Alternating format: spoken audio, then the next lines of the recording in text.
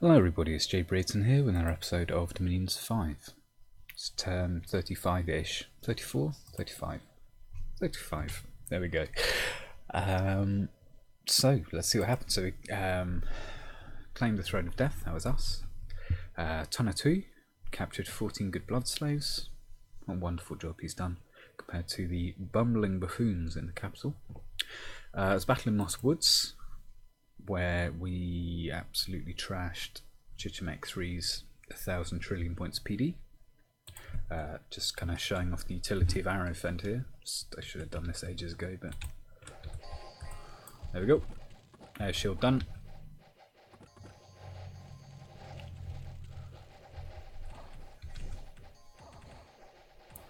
All kinds of good stuff.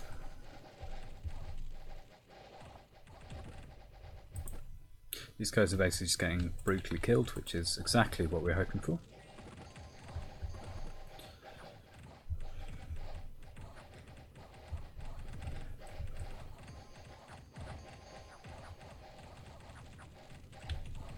It's a little bit of risk to these Quamara Knights, but as you can see, they do have regen, so it's a useful component of our bless for this fight.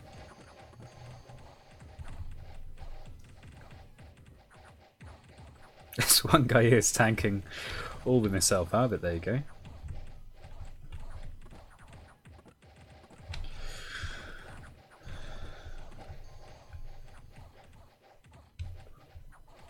Well, anyway. Hey, we got him in the end. Right. So, how many knights did we lose? 5 of 19, that's okay. Presumably, no retreats either. Okay. That is, well, that's wonderful news. There's also an event, like a god.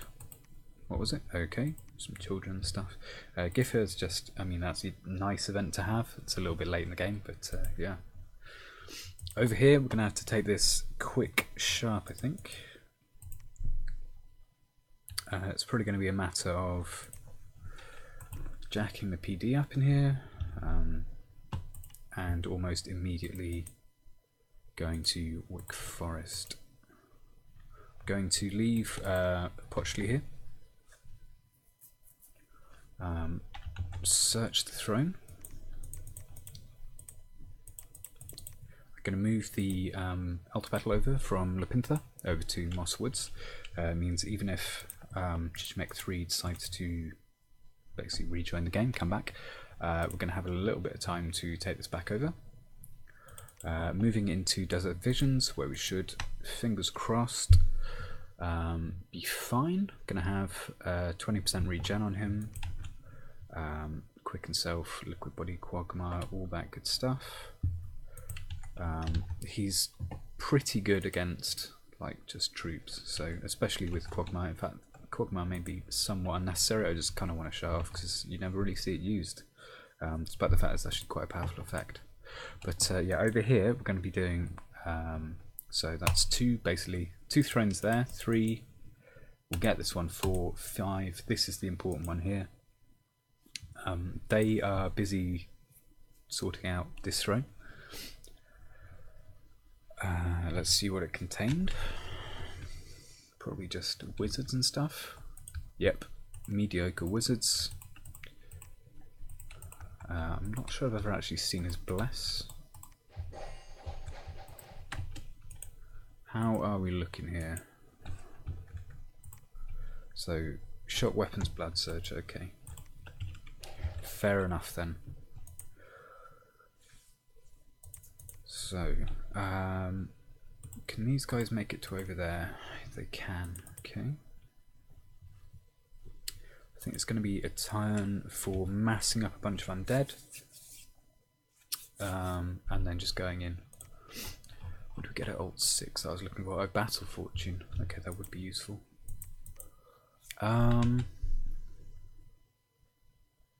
What are most of his troops composed of then?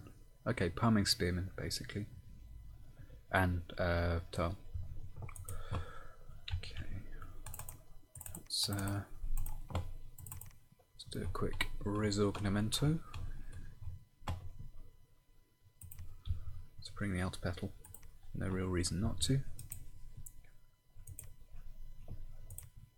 So we have one kind of close combat army over here, which is unfortunately going to be slightly vulnerable to what Crimson Chichimec is running, seeing as they are also very heavily focused on the melee side of things, although Zaptek archers as well are quite powerful. Zaptek archers we mostly have dealt with kind of in advance using Arrowfend. I don't know if he's running Arrowfend, let's have a look. So a lot of personal luck and stuff.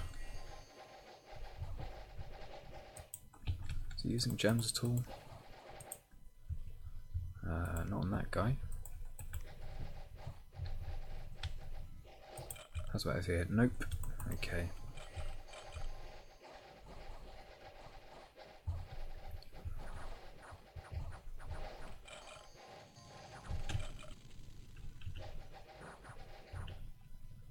So he's running Animate Dead. Okay, these guys seem basically unscripted,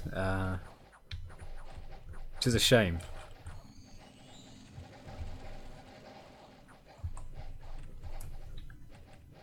Okay, fair enough. Right.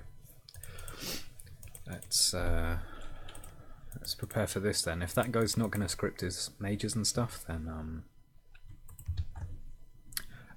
in some respects it should be an easy fight. In other respects it might be a kind of tedious fight. But I mean that's how it is with Dominions for you, I suppose. It's often a conclusion is often a slightly disappointing time if you pay attention to all that stuff. Right, let's move over here with him.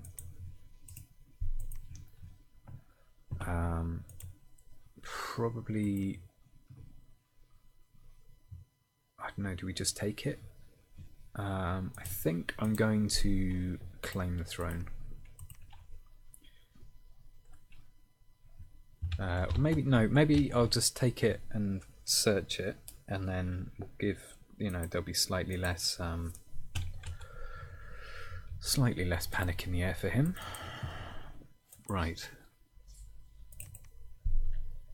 So the main thing is we need probably 2 or 3 Arrowfend capable mages over here. How are we doing for them? This guy will do. So slow them up to 6 gems.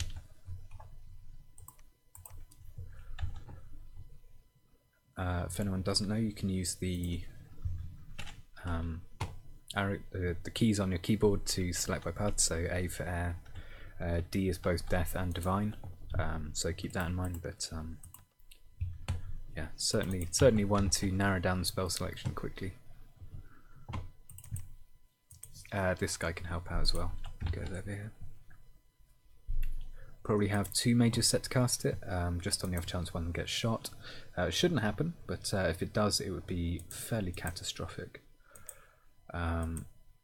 So I wish I'd had more scouts over here, but I don't. So right, how are we doing for? See, things like Pale Riders could be quite useful. How is he doing in terms of these guys? Okay, so if he's just got shock weapons and blood surge, then he's not gone for a particularly defensive bless, and he doesn't look to be scripting his mages very well, if at all. So I don't know. Let's bring up some reanimate archers is great. Let's do that. I'll show those guys off. They never get a look in. So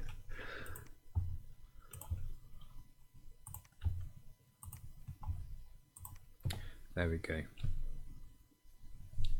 Maybe an LP first. They're okay. I'll say that much. They're okay. But certainly something that people won't expect to run into. That, I would say, is almost unarguable. So we're going to have Arrowfend up. We're also going to be running Wind Guide, which is a very useful buff.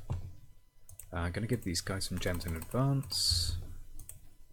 You're much less likely to lose gems on guys. It's not impossible in 5, but there are a couple of events involving pearls turning out to be fake, whatever. We've got I mean, we've got 3 luck, so it's not, you know, it's not a situation where it's particularly likely to happen, but you just never know. Maybe he'll cast a Baleful Star on our captive or something, and in a freak moment of bad luck, our pearls will turn out to be fake. Right, so let's get this guy down here. These guys with the elementals, I mean, that's probably a perfectly apt script for Wick Forest.